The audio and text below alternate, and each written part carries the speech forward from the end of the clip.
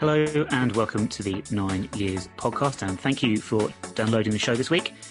I am Nick Draper and I am joined by Graham Stacey of the Dons Trust Board.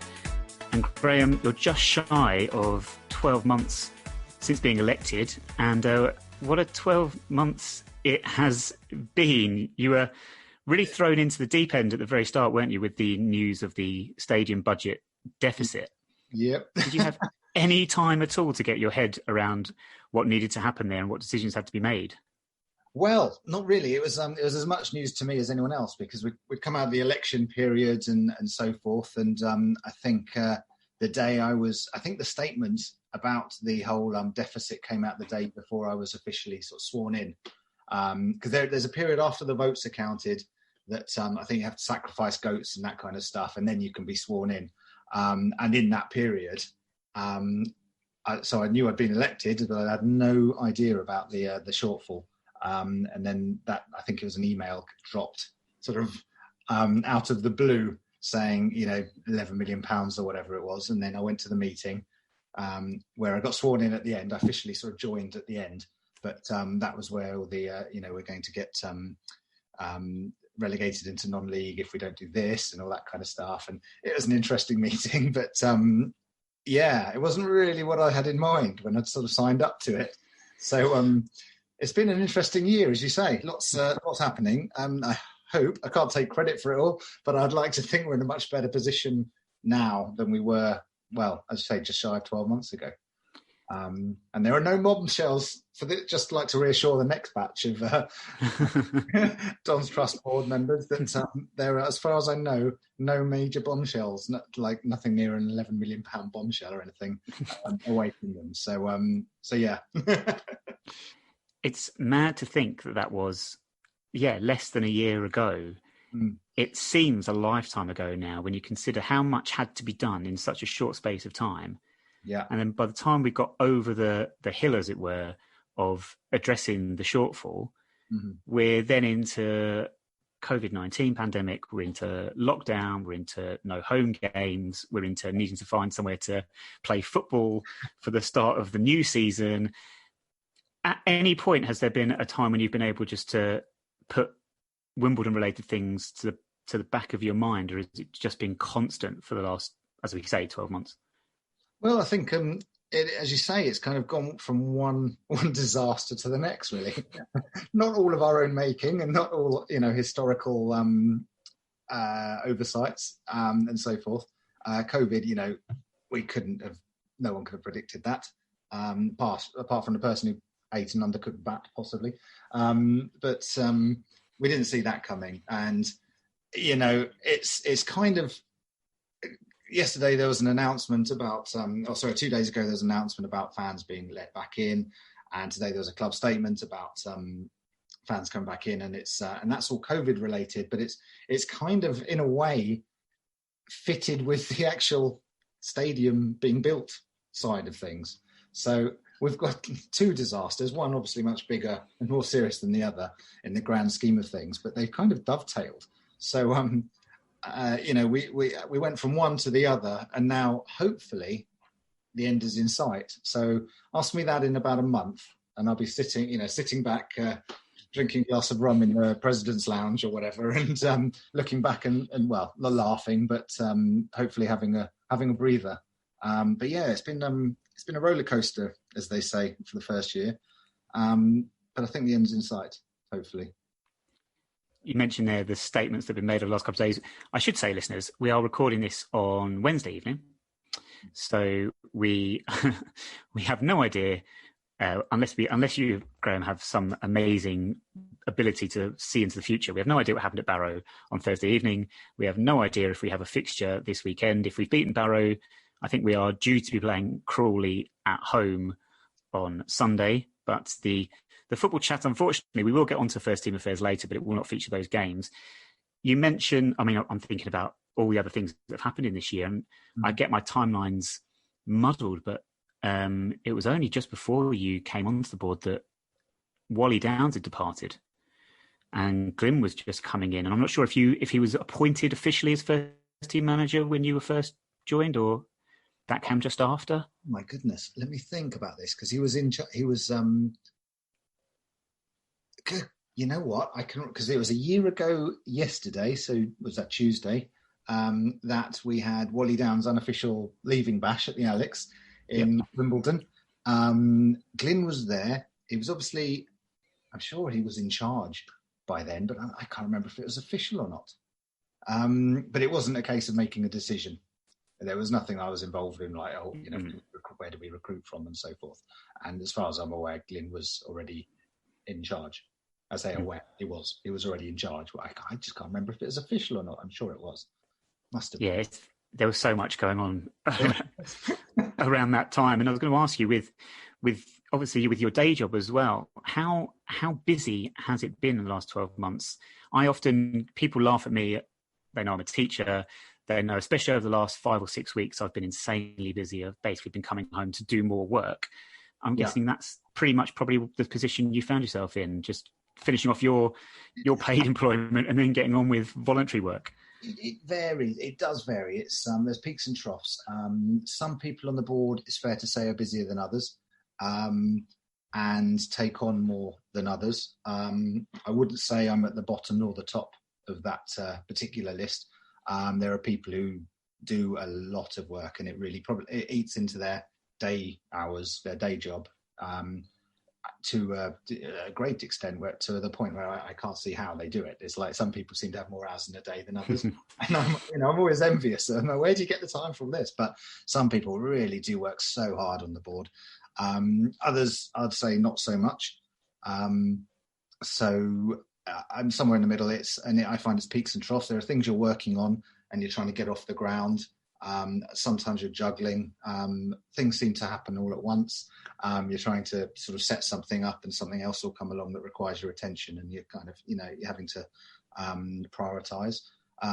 We do have great sort of volunteers outside of the board who help, like yourselves with the hustings. For example, we couldn't. I mean, as a board member, I don't think I could be involved in them. They had to be sort of third party, but you guys helping with that, and we have people that help us with the Meet the DTB sessions we do, but very much behind the scenes. I'd like to say thank you to them all while I'm here, when I'm talking about them. Thank you for listening. Whether it's collating emails or manning an email, a Dawn's Trust email, and forwarding them and collating them to helping us with technology or whatever it is. We've got so many good people helping us out, which is an amazing thing. But personally, yes, I'm working from home, which is great at the moment. I wasn't working through the summer, which was also great because the weather was fantastic. But it did give me some more time to dedicate to Wimbledon stuff. Whereas now it's more, I'm at work until 6, and then it's things in the evening. We seem to have a lot more board meetings at the moment. We had one last night. We had our regular monthly meeting the previous Wednesday, which finished at about 11:30 at night. So that's these are things that you're scheduled, and they just take, but they might take up a whole evening. I think that one was 7:30 to 11:30. The previous month was 7:30 till I think it was 11:59 officially in the minute. On the minutes, yes. Yeah. I think it was about 12. So they're those things. But they're planned. But then there'll be other things like getting a statement out about something, like Johnson's statement the other day. It really did catch us by surprise, and you have to react to that. And I don't like to have a wall of silence when it comes to comms. One of the things I sort of wanted to do when I came on board was improve, engagement with fans and stuff. And I think, not making a statement on something is pretty poor. So the things like that, some of them just require one line saying, we'll come back to you, we're looking at this. Other things, you have to put something proper together and really look into them. So there's little things like that catch you on the hop. There's other things like we've got the fan engagement calendar, which is literally a calendar of events, so you know what you're preparing for and planning for. So it's manageable. I'm thinking, does this sound like a lot? Am I putting anyone off standing? But they've already stood, so they can't back out now, so it's okay. So yes, loads of work. But, I mean, you say that, but actually over the last 3 years, we've actually seen a real upsurge in people putting themselves forward for election. We've actually had real contested elections. We've got twice as many candidates as there are spots to fill, which is fantastic.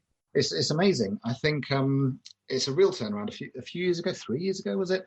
There was an uncontested election, which is the worst thing, because you want to vote. You want people on there with a mandate, really, and they have a manifesto for a reason, and you can hold them to account for it and vote them in or out. But in that case, if there isn't a contested election, you can't vote people out. So they could be steering the club really the wrong way, against the fans' will, but the fans are not having a say on that. So I think that's terrible. Last year when I came on, I think I was telling people not to vote for me, and I still got on. So there weren't that many candidates, but possibly. But this year, I think 11 candidates, is it? And very strong candidates. And I think that's a great thing, because with some very strong manifestos, different ideas, a lot of them similar in some ways, but there's a good choice there. And I know some people are saying it's hard to pick just 5. There's 5 spots, but it's going to change the dynamic of the board next year, and I think there's going to be some more energy on the board next year, which I'm looking forward to. It's very exciting, actually. But the fact that we've got such strong candidates is a brilliant thing, and fans really, do vote, do listen to those hustings. It's not too late. I think you've got till December the 5th to vote. Listen to the hustings, read the manifestos, vote, and then hold these people to account. But I think, get them working for you. It's a great thing. And we'll just do a quick plug. So manifestos are still available on the Dons Trust website, thedonstrust.org.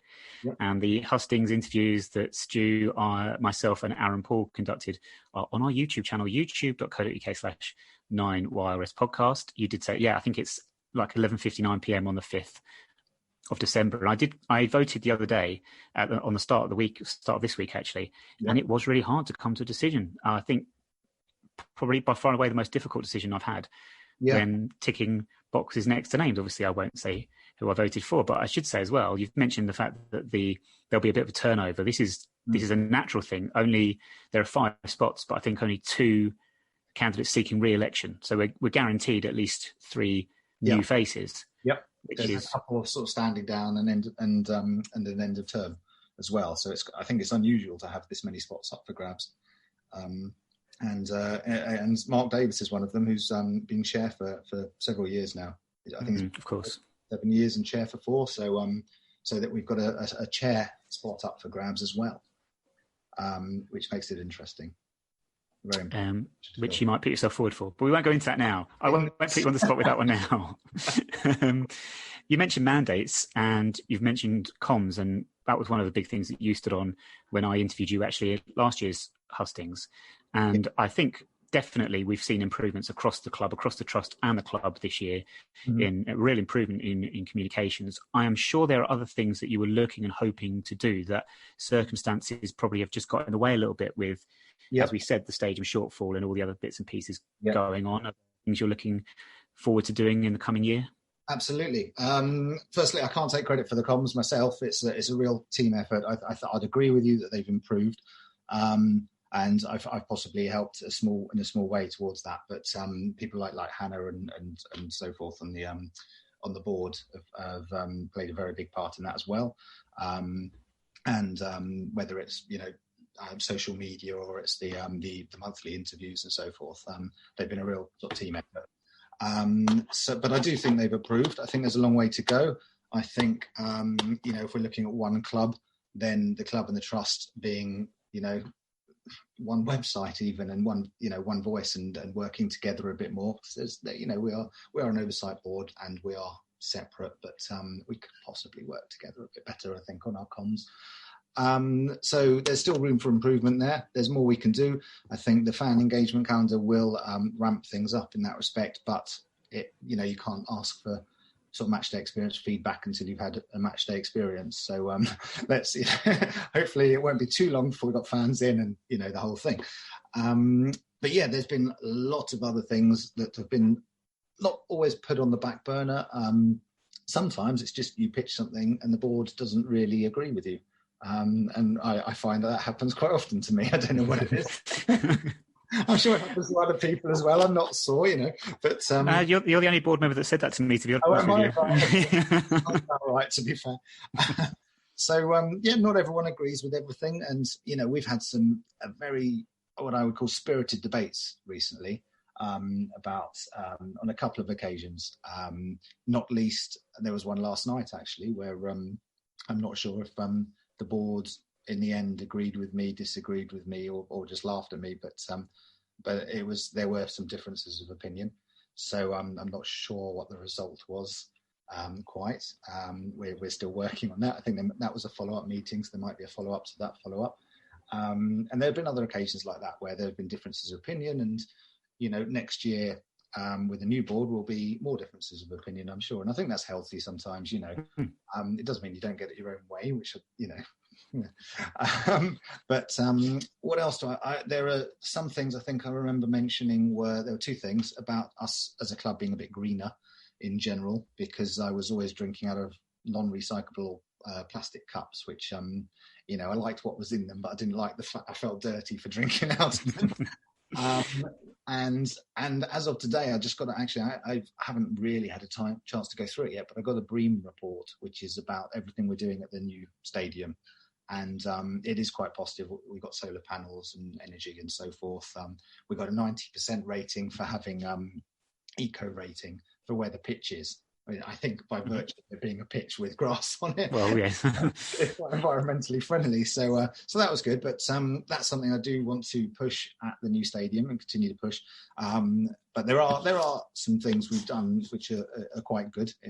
Made some strides in that area. And the other thing I think I was sort of banging on about in my interview was the KPIs at the club. And as far as I could tell, as then outsider, it was I don't know what the phrase is. It's how are people being rated in their jobs. I couldn't tell what we were holding. As a fan-owned club, what we've got these employees.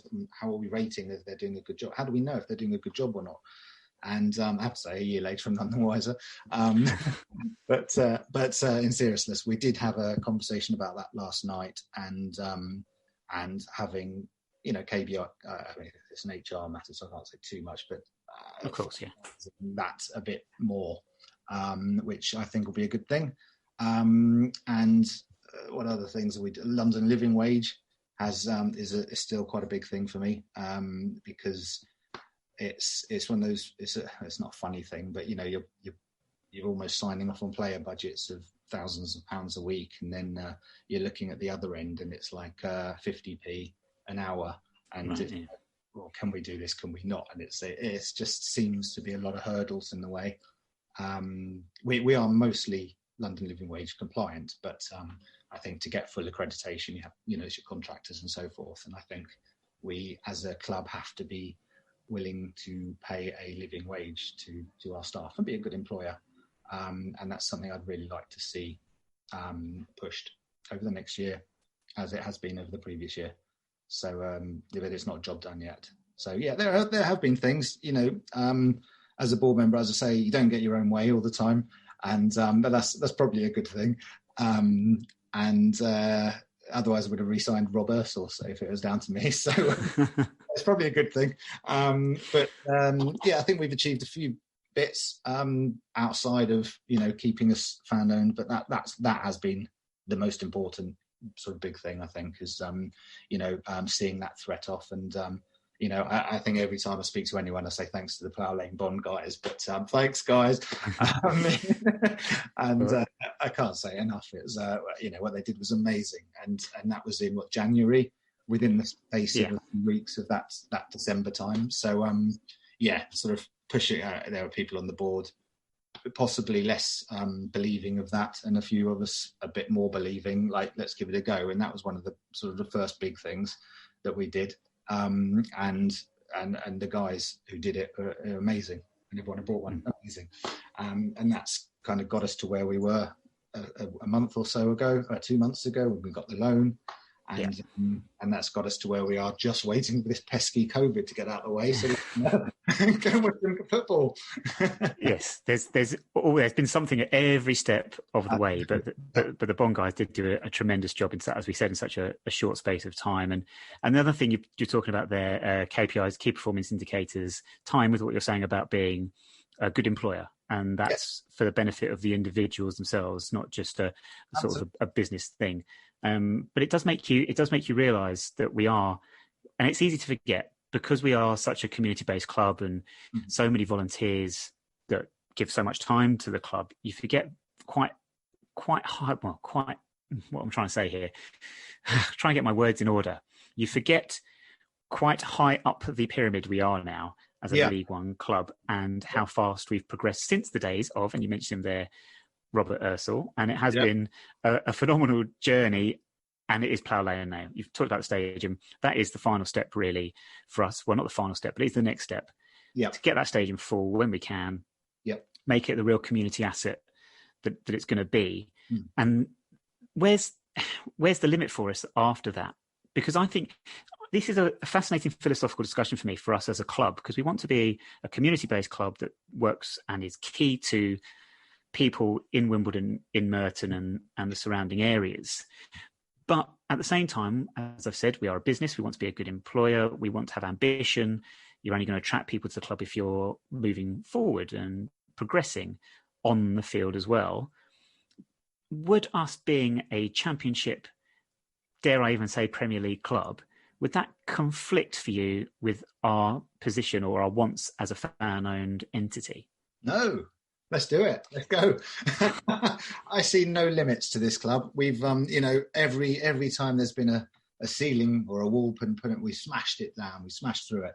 As we keep coming back over the last year, we've had this and that. We've been on the verge of, so we're told, relegated to non-league. No, let's consolidate in League One. Let's get a better squad. Let's get our best ever AFC Wimbledon squad, and then aim for the playoffs. Why not? We can do this. Our fans are the best, and there's no limit to what we can do. Can we go up to the Championship? Yeah. I think the budget caps that are coming in might help us in that. But yeah, I think we have to have our house in order off the pitch just as much. We have to be a good employer. We have to be in our community. We have to be seen as a standard bearer in our community.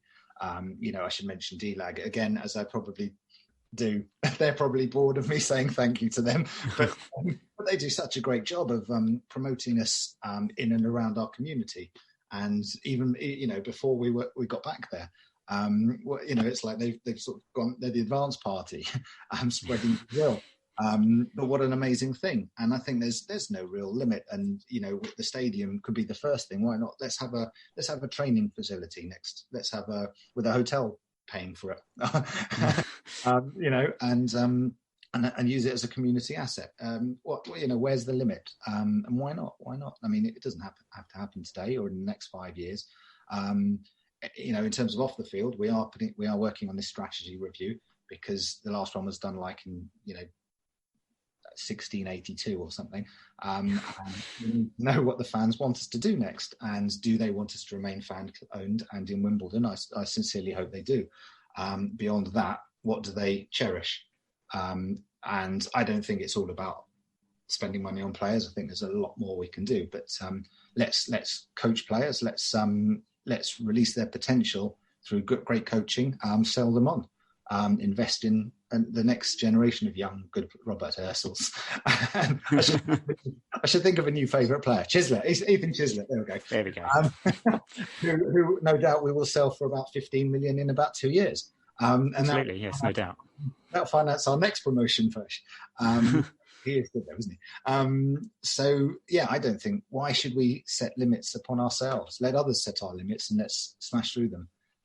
But let's be a great club, a great champion in the community. Let's do good things. Let's be a good employer, and I'm greedy. Let's go for a bit of promotion. Why not? See, I'm fascinated, and we won't delve into this now. It's probably unfair, but I am fascinated down the line. If we were to get into the Championship, for example, And one of my big bugbears, as people who follow me on Twitter will know currently, is the death of the Saturday 3:00 kickoff. When we get into the championship, we will have a high proportion of games that will be 12:15s, 5:30s to fit in with Sky.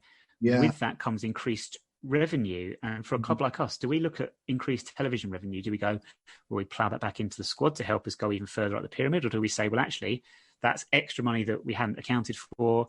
These can fund work in schools. These can fund work in youth clubs and things like that.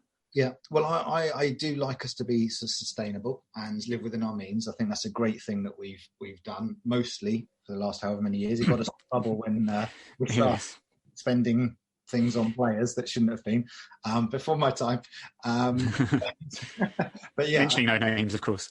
Exactly. I'd like to think we stopped doing that. We learned a lesson there. Although, you know, on the other side, people would argue that we stayed up and, you know, it was money well spent. But yeah, they were 11 million short. So let's not do that again. I think it's at the moment, if we had, you know, if we got TV money to the tune of £1 million, I think, would we spend it on players? I'd like to think not. I don't think we actually need to particularly, because I think we've got a great squad.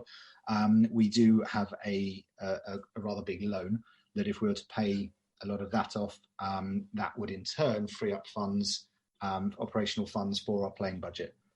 If we're, you know, makes sense. If we're not paying £50,000 a month on interest, then that's £50,000 a month we've got in our pocket. So, which, you know, we might put half on players and half on facilities, whatever it is. We'd have to decide when we, hopefully, when we get this £1 million. I've just hypothetical money that I've just invented. Yes, money tree. Yeah, everyone has a money tree nowadays. But I'd like to think we'd be sensible. You know, as much as I'm up for a bit of promotion, a bit of playoff fun, let's not jeopardise next year and the year after. And, you know, if we were to sign things like that off, and we've talked about there being a new board in a month, I think they'd find out where we live pretty quickly, you know, and if we'd done that. So let's not do that. Let's not stitch them up, and then hopefully they won't stitch the next board up. And by virtue, so on. We're doing what the fans, I hope that's the direction they'd like us to go in. So we're not asking them for money every 5 minutes. We've done that in the past and they've come good, but let's try to stop. Yeah, I don't think it can carry on forever. You mentioned playoffs, you mentioned players such as Ethan Chislett. Squad at the moment is doing well. I think we're smack bang mid-table with, I think it's 1-4, lost 4, drawn 5, goal difference 0. But that's fine. Mid-table. It's great. It's well, absolutely. I think we've had years of being worried about relegation, and this year I said at the start of the season I didn't feel that there was going to be any problem of that with the current squad. I think Glyn has done a fantastic job in charge. I think we're so well drilled as a team. Everyone knows their jobs. I think we can have players that swap in and out without causing any disruption to our patterns of play or anything like that. We had a disappointment on Tuesday evening, losing to Gillingham, which is the first time in my time as a Wimbledon fan that we've lost at Priestfield. We've not lost there in the AFC Wimbledon era. No, that's right, yeah. And then even back when we had 2 games with them after we were relegated from the Premier League, I think we had a couple of 0-0 draws back in the old Division 1. So it's a new feeling. But then, I mean, 3 days earlier away at Rochdale, Ethan Chislett, player you mentioned, last minute winner. So 3 points out of 6. We'd have quite happily taken a point from 2 tough away games. And ended up with fewer points than we've ended up with. How do you view the season? Is that, you say mid-table safety and it's great. Would you be quite happy with this for the remainder of the season? I mean, we're about a third of the way through. So I think Glyn, I agree with pretty much everything you said there. Glyn's done a fantastic job. A reduced player budget and a better playing squad, which you know is magic. Can't ask for much more than that. He's got them playing well, good style. I think I read that we're the youngest squad in the EFL. Yes, I've heard this. Yeah, in terms of players in terms of how many minutes they get and their average age and when they're on the pitch. And I think he's performed wonders not only in the transfer market where he signed good players and, you know, some rough diamonds like Ethan Chislett and so forth, but the way he's brought Shane McLaughlin, it's like I'm McLaughlin this year. He's amazing. It's like, when did is it the same player? I mean, not that he was a bad player, but he's amazing this year. He's the best defender. He's the best attacker, and he's like, I mean, I don't know how he's not in the Ireland squad, because all respect to the Ireland squad. I saw them play us last week, play England, and they were terrible. And I can't see how he doesn't get in that team. But I don't know if that's credit to him putting extra hours in, or Glyn's training, the coaching stuff. But not only has he brought in better younger players, but seems to have improved the ones we've got. I'm very excited watching us. We are, as we say, it's 4-5-4. We don't know if we're going to win, lose, or draw. It's a 33% chance of anything happening, but it's exciting. And I know we're not going to get hammered by too many teams. I think we'll probably hammer a couple ourselves, and we always seem to give it a go, and we attack. We're on the front foot, and you can't ask for much more than that, really. And I love not having a shot on target and then scoring in the 92nd minute. I'll take that every week. But yeah, it was a disappointment against Gillingham. I think the referee didn't give us a penalty, which he probably should have. And I love Will Nightingale. He's like the best player in the world ever, and role model and everything. But he should have put that one away, that header at the end. And I think 9 times out of 10 he would do. So it's one of those things. Wasn't meant to be, but we weren't ashamed of by our performance or anything. We looked the better team, and they're such a young team. They'll only get better and learn from that, I hope. And you mentioned Shane McLaughlin there, or McLaughlin as you call him. I know you like your nicknames for the players, but McLaughlin, I think, as well as Joe Pigott, I'd say, players that I think they've really matured over the last year or so. And I think that's helped out immensely. And I definitely agree with you with McLaughlin. I thought that he would possibly be a goner, if I'm being honest. Yeah. And then, as you say, this season, it's like he's grown in stature, as well as putting in like top quality performances. He started off really, really well with us when he very first joined. Yeah. And had a bit of a lull. But really, he's made that, right wing back is his own position now. And we brought a right wing back in, like Shea. Is it Shea? Yeah. Who I think his stats were the best. He was the best crosser in non-league. Crosser, yes. Yeah. Oh, well, and we've just bought someone who's 7'8" to play up front, and we've got the best crosser in non-league. I can see what we're doing here. But Shea hasn't had a look in, has he? And, maybe he can play left back or something. I don't know. But I can't see many players getting in ahead of McLaughlin on the right there. He's been superb. As you say, matured. He's double hard as well. He gets... he doesn't shy away, no. No, he takes proper hits. He just gets up and gets on with it. And he's, when he first, as you say, his first few performances, I think people were comparing him to Steve Galliers. Like he's not the tallest, but gets stuck in and kind of thing. But his game's just changed. It's he's our attacking outlet. So him and Sebs on the left, almost sort of mirror of each other going forward, which is great as a playing style. When you're 3-4-3 or 3-5-2, whichever we're going with, we seem quite fluid this year, which is nice. It's great to have those two. We look like short on wingers, but those two playing like that, Matt, you don't need wingers, do you? You've got them. Exactly.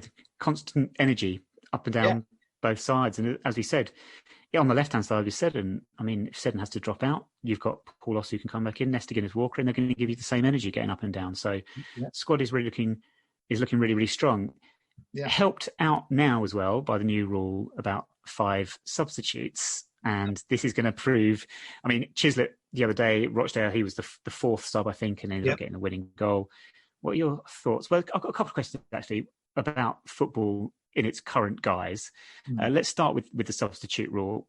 I mentioned this last week, and I get it because of COVID and games being postponed and teams not perhaps having the match fitness that they need and players and things like that.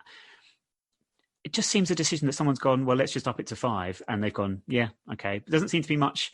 To the outside looking in, it doesn't look like it's been particularly researched or looked into thoroughly. It's just kind of like, let's just add a couple on. Yeah, science in 2020 is not a thing. I actually think you can flip the argument on its head, because if you're bringing on 5 new players on 60 minutes, then it used to be a case of you bring a sub on and run at their tiring defenders. But now they're, it's like almost, is it chess? I don't know. But it is kind of, players on, and they're full of energy because but you've got half a team out there, half an outfield team full of beans. Yeah. So I don't know how it's going to prevent injury, because anyone who's left on will probably be begging to go off. Yeah. And they're more likely to injure themselves, because suddenly, rather than like marking someone who's slowed down because they're a bit knackered, they're someone who's full of energy who's just come on, and it's like, oh crikey, I've got to really overexert myself, and I didn't want to. Is that how? Yeah, it's a great point. It's a great point. Yeah. That's my knowledge of. No, it makes. I hadn't thought of it that way at all. I was thinking more, like I say, from the element of being able to bring on players. You make a different game if you can suddenly change half your outfield team, as you say. We saw it last season with, was it Man United? I think they played one game where they just suddenly changed half their team, and they went out and smashed the last 20 minutes and won comfortably. And I'm not a fan. I must admit, I'm not a fan. Isn't it? It's I like the I like the kind of chess and the tactical sort of side when you see our manager. They've got three up front, so we're putting someone back and we're pushing someone forward on the other side, and we're overloading and we're doing this pressing weak left back or whatever it is. And I'm just throwing out cliches here, but we love a cliche on this show. Oh, good. Yes. But yeah, I love watching that and thinking, oh, Glyn's, better than that, or Jose Mourinho has done that, and I can see why he's done it, and especially, with our one angle cameras, that's sort of, you do sort of vaguely in the defence of them. The only good thing is you do see how teams line up, and I find that quite interesting. But when it's like, they're putting their fifth sub on, you're like, who's that then?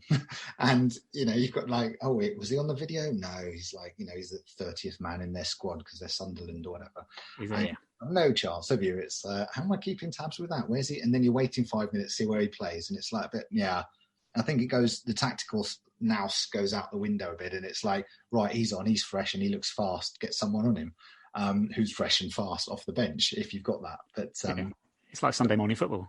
Exactly. They brought a big lad on, quick. Get our tallest player and just mark him the whole time. Exactly. And so I'm not sure about it. I'm not sold on it. I think in our first, there was a criticism. We had a meet the manager session with Glyn. Oh yeah. And a couple of people sort of saying, why don't you do more subs, better subs or something? And I think it was he was bringing Anthony Hartigan on sort of 80 minutes. Right. Yes, I remember this. Yeah. Same. Yeah. And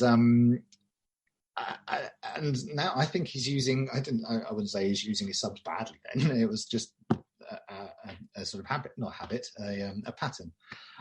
But I think now he's sending people on and they're scoring goals, and he's using it to his advantage. Certainly, like you said, like Ethan coming on and scoring and so forth. So maybe it's to our advantage. Maybe Glyn's particularly good at using subs. That's what all managers say, isn't it? Like, oh yeah, I timed that. Yeah, of course. I knew what I was doing all along. That was the plan for the first minute. Yeah. But yeah, I'm not sold on it. I like to see as many players as ours on the pitch as possible. But you feel you get your value for your money, don't you? With your £10 iFollow, you think, oh, I saw 15 players. It's like 75p a player. How are you finding? You mentioned iFollow there. How are you finding football in lockdown as a whole? I must admit, I've distanced myself from it. I keep tabs on us. Obviously, I couldn't tell you much of what else is going on in League One. No. Or in other divisions right now. I've really struggled. Not having fans in stadiums for me has changed the dynamic completely, and it's not the same for me. I don't know what it's like for you, if you've noticed that, or were you particularly, I don't know what your relationship with football outside of Wimbledon was prior to lockdown, if you were someone who would sit down and watch all the Premier League games on TV or what or not. I don't know. No, a bit of match of the day if I'm at the loose end, but that'd have to be a really... That's right. Yeah. There's usually something better to do, isn't there? But I find I watch more of our games because I pay for the away games, which I couldn't do before. So that's nice, and it means and I didn't make it to every home game, so I'm generally watching more of our games, which I like. I agree with you actually. Outside of Wimbledon, not that fussed particularly, and that I find the fake noise, fake crap. sounds quite boring, really. I can't. I really can't stand it. I can't. When on the odd occasion I'll go around somebody's house and they've got it on, and I just can't. Yeah. I can't watch it because that just it's a massive turn off. And for the wrestling fans out there, the wrestling is doing the same now, and I can't watch it. I wasn't watching it anyway, to be honest.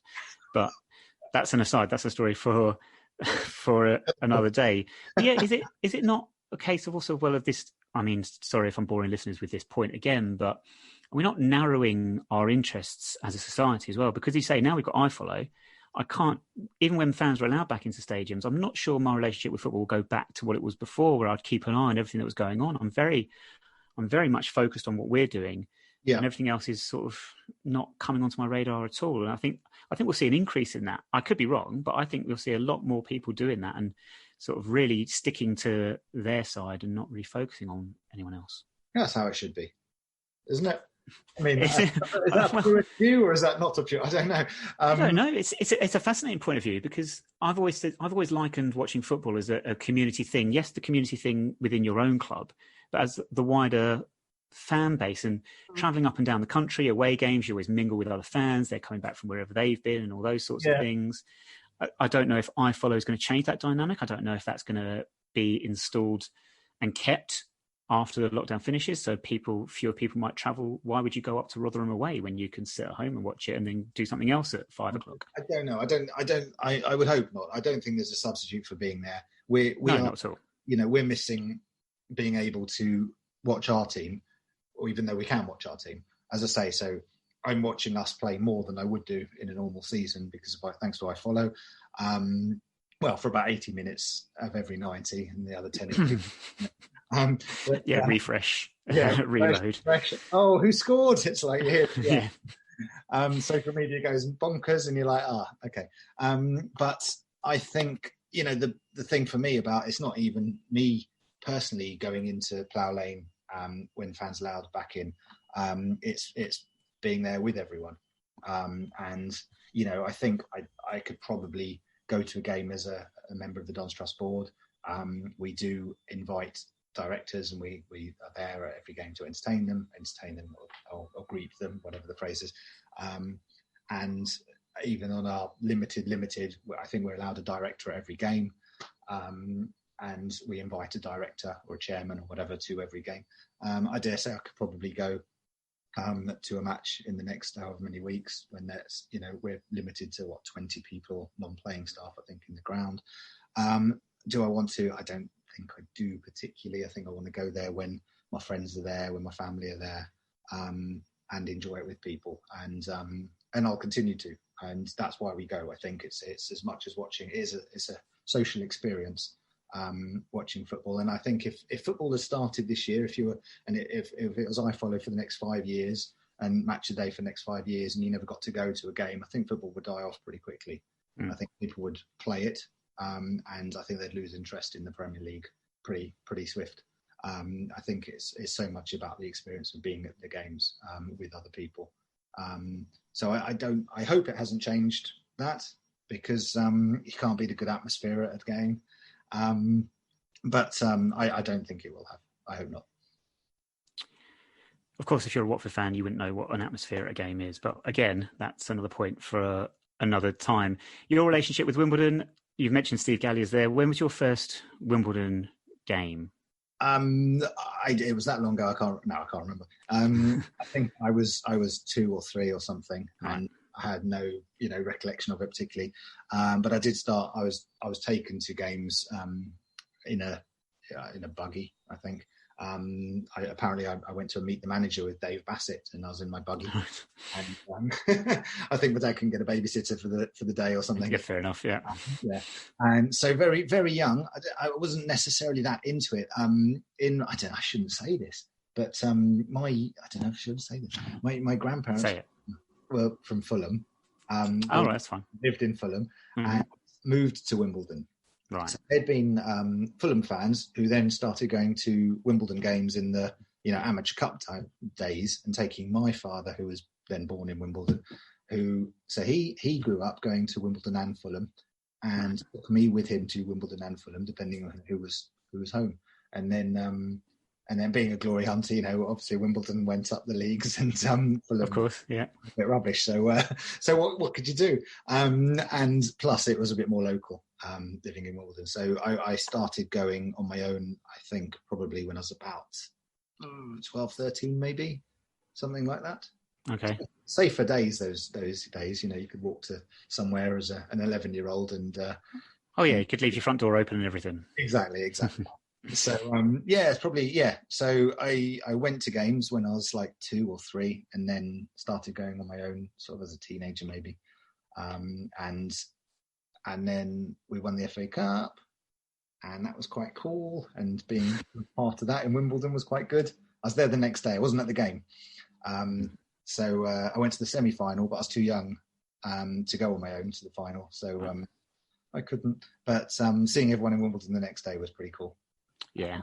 I'm quite jealous of those scenes of the town centre absolutely rammed. I know we had our League Two promotion sort of parade and our CCL double parade.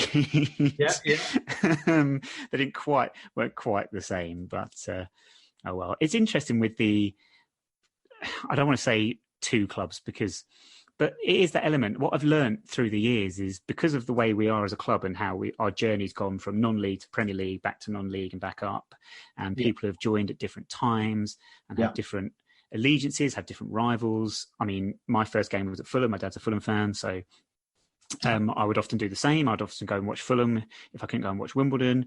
I chose not to go to St James's Park one year when we won 3-1. I went to Fulham instead. That was a mistake. I think Carl Court scored after like a minute. Never mind. But then for a lot of the current generation, a lot of the young fans coming through have been brought up in this era of Chelsea being a successful trophy-winning club. Whereas in my day growing up, I still absolutely hate Chelsea. I mean, hate is a strong word, but I cannot put into words how much I actually despise that football club. Yeah. But they were actually a rival on the pitch for me growing up as well. Not just the rivalry with them being what they are, and I won't swear about them.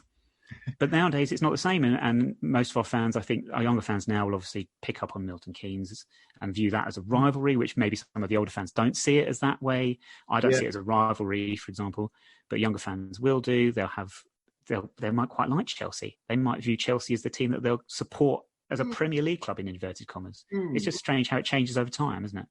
I agree with you again. It's when I was at school, we were rivals. We were in the top division with Chelsea, and there were Chelsea fans and Spurs fans mainly, and we used to thrash them every year. It's like 3-0, 5-2, 5-2. The Battle of Stamford Bridge and all that.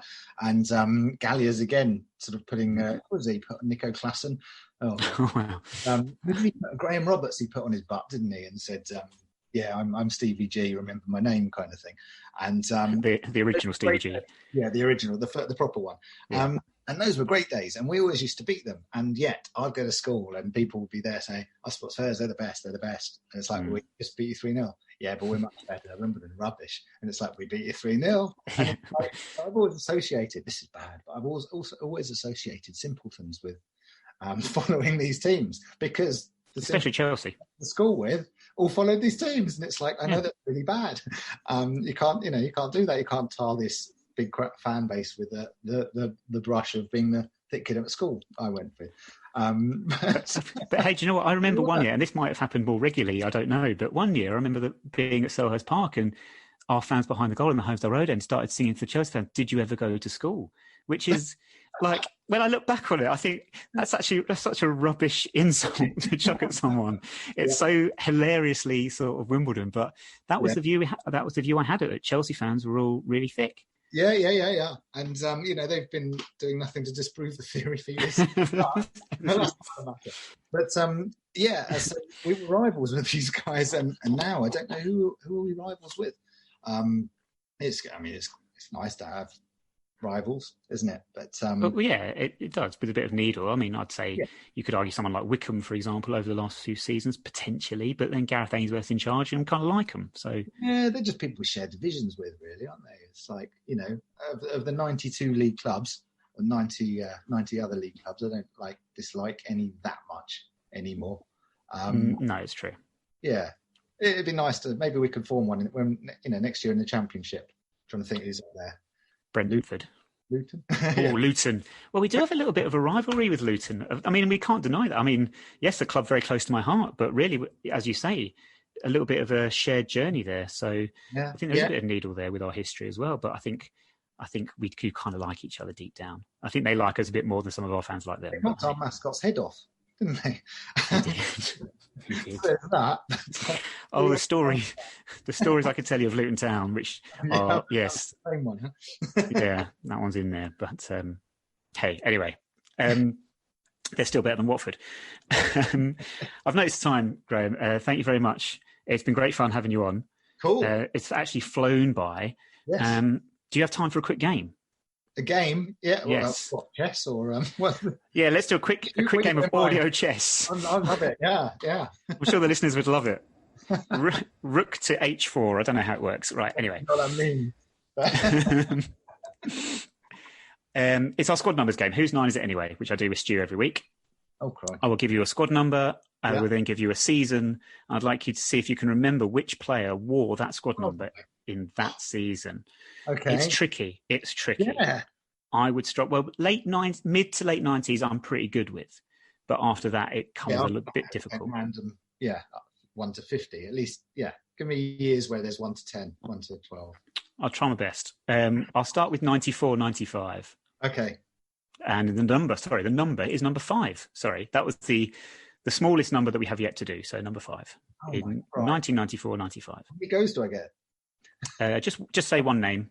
I've got 3 of them, and then I'll announce. The team at 94, 95. Was it? That was before. I was going to say Herman Hreidsson. So no, before him, I probably number 5. Chris Perry. Okay. What about the season we won promotion back to the Football League, 2010-2011? Number 5, Jamie. Jamie, the cat. Brett Johnson. Only because I can't remember Jamie's surname. It could have been hyphenated. Brett Johnson. Okay. What about 2011-2012? And you might have been on the right lines with someone just a moment ago for this season. Hold on, what year was the one before? I've got the number. Oh, right, sorry. The one before was the one before was the year we got promotion from the conference, and then this one is the first season back in the Football League. Oh. So you were kind of on the right lines with where you were going previously. It's not the same player. It's not the same player. Oh. But it was someone else you were thinking of. Jamie, yeah. Who normally presents the podcast with me? What? Who normally presents the podcast? Stuart. There we go. Do you know what? I'll edit it so no one will know. Okay, great. Yeah. Yes, Jamie Stewart was, of course, in our first season of the Football League, but the person who wore 5 when we got promoted, Man City. Yak. It was indeed Ishmael Yakubu. Yes, with the penalty. Yes, coolest penalty ever did see. Yes, absolutely, and celebration. Yeah. Oh, and then 94, 95. Not Chris Perry, Dean Blackwell. He was my other choice. Yes, and he wore that shirt for probably another 6 or 7 seasons. But hey, there you go. We can give you 2 out of 3 there, which I think I'll take that. Yeah, take that. 2 out of 3 ain't bad. Yeah. But yeah, thank you very much. That's Whose Nine Is It Anyway for this week, listeners. And as I say, we're recording this on Wednesday evening, so we don't know exactly what the weekend looks like for us. We don't know if we're through to the second round of the FA Cup, but if we are playing Crawley on Sunday at Plough Lane, you'll get updates on Twitter at 9YRS Podcast, and we'll be back again next Friday with the show. But Graham, thank you very much for your time. Thank you. Thanks for having me. No, anytime. Great pleasure to have you on, and all the best for your second year of your term on the board. A nice quiet year. And hopefully a lot of quieter year, yes. All I've got left to say then is just to say thank you very much for listening. Alexa Biss, bag first, milk last. 2 + 2 = 4, and we will speak to you again next Friday.